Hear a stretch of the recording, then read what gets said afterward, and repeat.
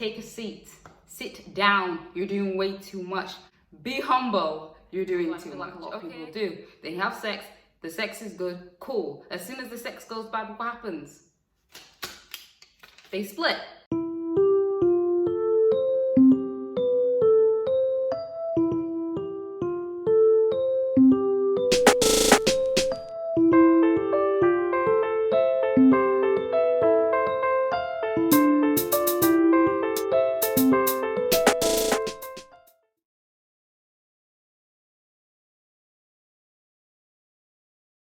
Hello everyone and welcome to today's video for the 28th of May, and today we're talking about eight qualities for a long-lasting relationship. 8 qualities you need for a long-lasting relationship. Now we're gonna just take into consideration that, you know, he's a good guy or she's a good girl.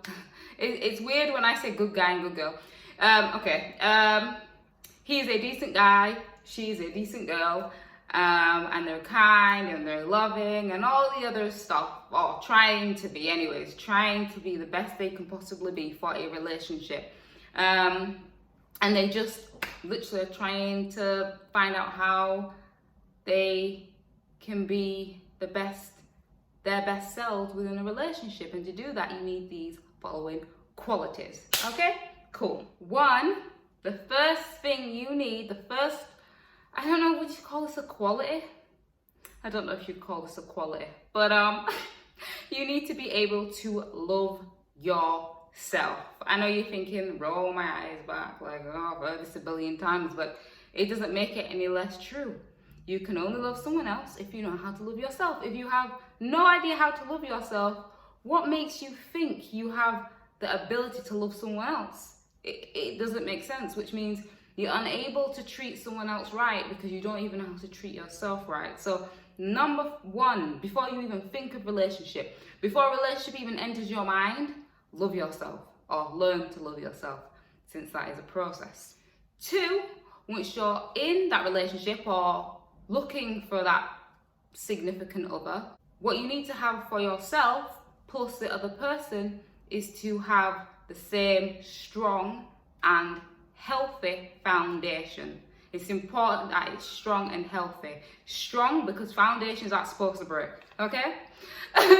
Foundations aren't supposed to break. And healthy because someone could have, you know, 2 people could come together because, you know, they both smoke a lot or they're both into drugs. Yeah, it's some kind of foundation, but it's not healthy. Do you understand? It's not healthy. And also, or they can both be toxic, for example, and toxic people kind of latch onto other toxic people and they become codependent on each other, which becomes a foundation. Again, it's not healthy.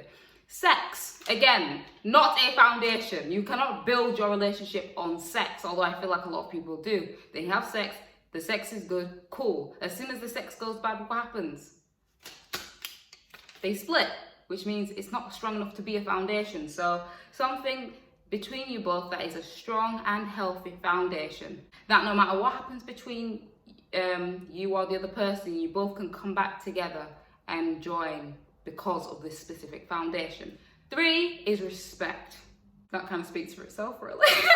Respect. You need to be able to respect yourself and respect the other person. It's such a great quality. I remember when, you know, we were younger. I'll speak for myself, you know, but when I was younger, I thought in my mind, I never really had relationships when I was in high school, but I thought in my mind that it was kind of cool for a guy to only respect you and no one else. Do you know what I mean? Like, that was quite attractive. Obviously, it's immature thinking, but, you know, that was attractive. So, you know, as you grow up, you learn that you need to be able to have respect, but also so does the other person. So respect is a big thing. You need to have respect for your partner. If not, then, well, I don't know where you guys are going if you don't respect him or if you don't respect her. Again, that will just end up being a toxic relationship. So yes, respect all around. 4, humility. Take a seat. Sit down. You're doing way too much. Be humble. You're doing too much, okay? Just be humble. I feel like humility is definitely needed for a relationship. And remember, I am talking about a long-lasting relationship. So your relationship is gonna go through many different, situations, and you guys are gonna maybe clash on a few things. But to be able to hear the other person out, you need to be humble to some extent. Do you understand? To get through it. There's no pride within a relationship. There's no pride. If it's within the relationship won't last too long, So that's why you have to be humble. Sometimes you guys will clash and have an argument. Well, I believe you should lose the argument rather than lose the person. And you need to be humble and just be like, you know what, I'm sorry. Remember that you're both fighting for the same thing, which is to be together. Especially, I feel like when you get together, especially in the first, after the, honeymoon period, and you guys start to get to know each other, you start butting heads. I think that's especially where the humility comes in, and pride just has to go away for you guys to continue. Pride just don't work in a relationship, isn't it?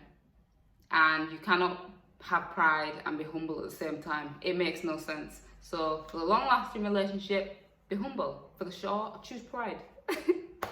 5 is selflessness. It's not about you. It actually isn't. That's funny.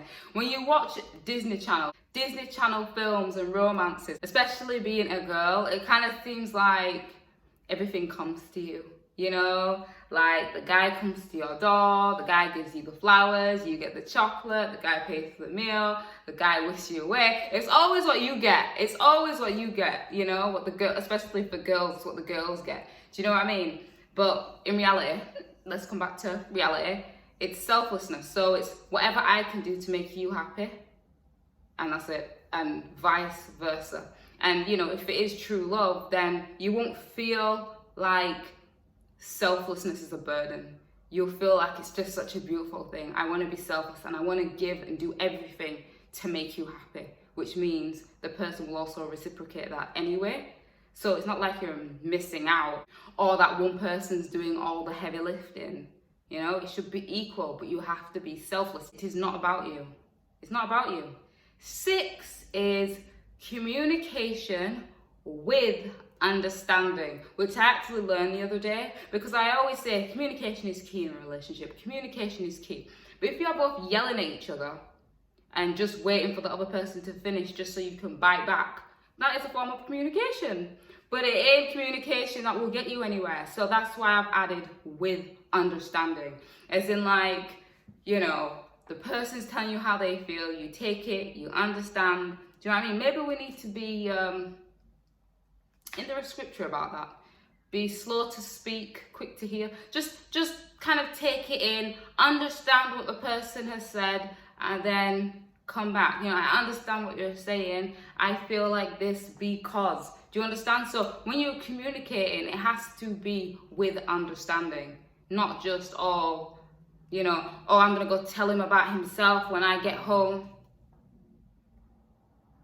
Bam. Especially when usually you've only heard half the story. Do you know what I mean? Or if you both think you should do something, and I don't know, it's a lot. I feel like when you're in a relationship, the type of communication you have should also grow within the relationship. But I feel like communication with understanding will never be something that's not needed. It'll always have to be with understanding. If not, then you just both butting heads and you're not getting anywhere, really. You're just not getting anywhere. And like I said before, remember, you're on the same team. You're fighting for the same thing, which is to be together. Okay, cool. 7.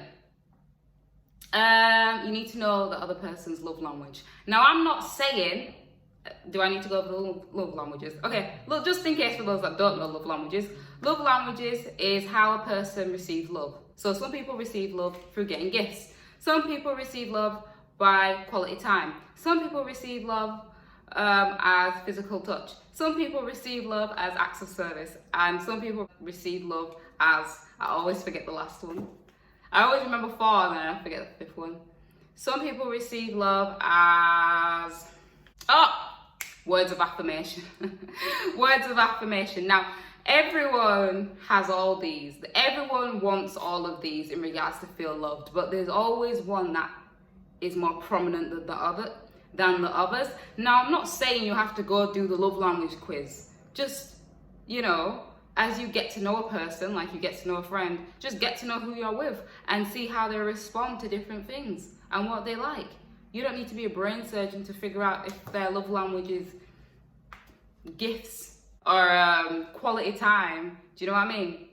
If you're a person who is struggling to know their own love language, so they can't give their partner a love language, go back to step one. It's because you don't love yourself yet. When you learn to love yourself, then you will know what your love language is. Do you understand?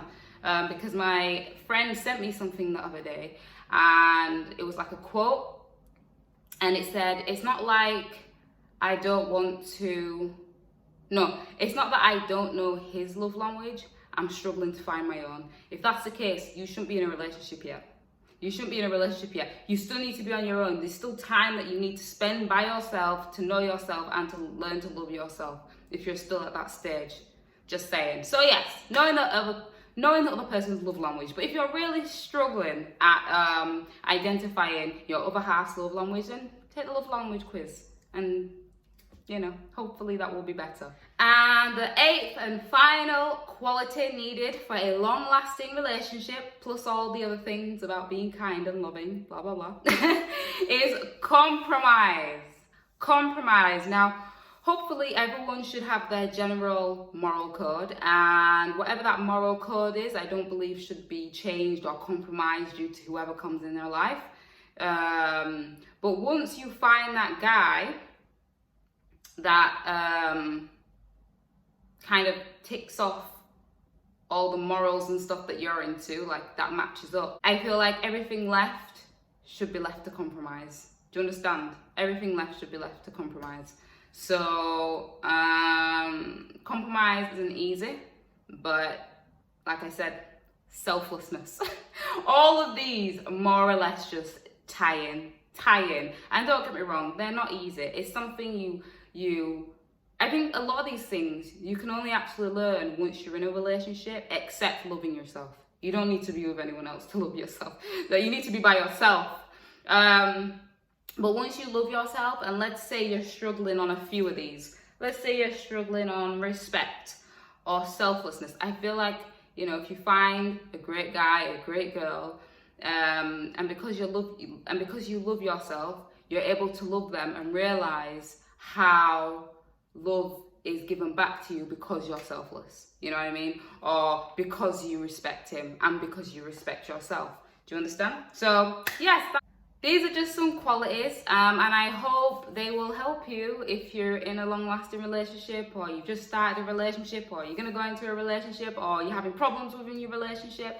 And all these things need practice. Keep doing it every day. Keep choosing to keep these qualities within your relationship. And yeah, hopefully you should have a long-lasting, flourishing relationship. Thank you all for watching, and I will see you on tomorrow's video.